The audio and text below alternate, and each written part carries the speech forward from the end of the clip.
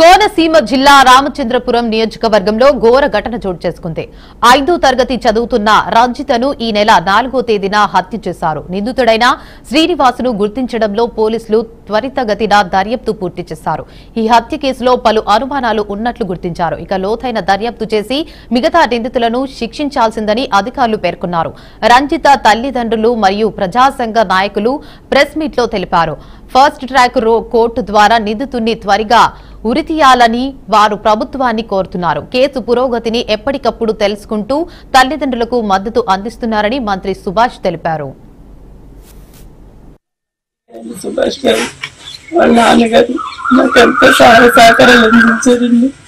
నా బిడ్డ కేసును త్వరగా ఛేదించడానికి వాళ్ళు ఇచ్చిన సహాయ సహకారాలు బట్టి వాళ్ళకి ఎంతో రుణపడి ఉంటానండి. నేను ఇంకా నా బిడ్డని పోలీసులు వాళ్ళు కూడా ఎంతగానో వాళ్ళ సొంత బిడ్డలో చూసి త్వరగా కేసు ఛేదించారండి.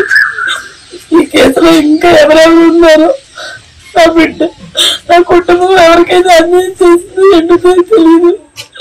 ఎందుకైతే నా బిడ్డని పొట్టలు పెట్టుకుంటాడు అన్ని ఫాస్ట్ కోర్టు ద్వారా త్వరగా శిక్షించాలని, నాకు జరిగిన అన్యాయం ఏ తల్లికి ఈ కొడుకు కోసం ఉండకూడదని అడుగుతున్నానండి. మీడియా ద్వారా నాకు ప్రభుత్వం నుంచి పోలీసుల నుంచి మీ మీడియా నుంచి అన్ని సహాయ సహకారాలకి మీకు ఎంతో రుణపడి ఉంటానండి.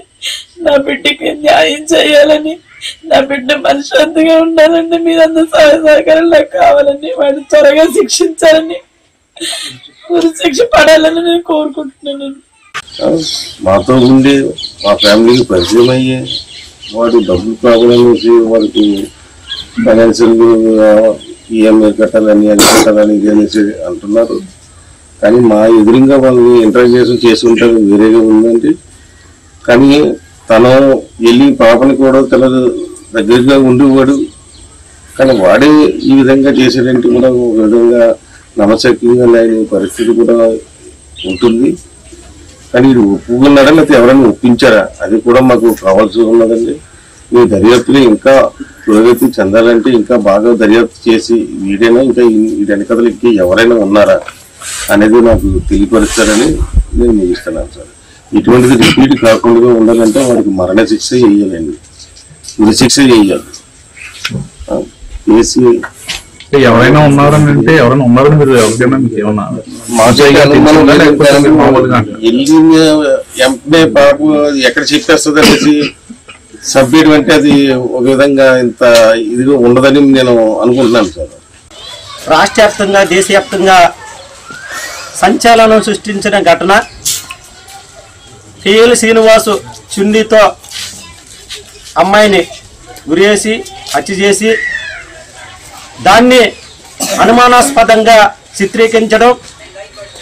ఈ ఘటనని పోలీసు వారు కూడా చాకచక్యంగా నిందితుడిని అదుపులో తీసుకుని ఇంట్రాగేషన్ చేసిన తర్వాత నిందితుడు కూడా నేను ఈ హత్య చేశానని ఆయన చెప్పడం, అదేవిధంగా తల్లిదండ్రులు కూడా ఇంకా ఎవరైనా నిందితులు ఉన్నారేమో, ఇందులో వాళ్ళ పాత్ర ఉందేమో అని వాళ్ళు కూడా చెప్పడం జరుగుతుంది.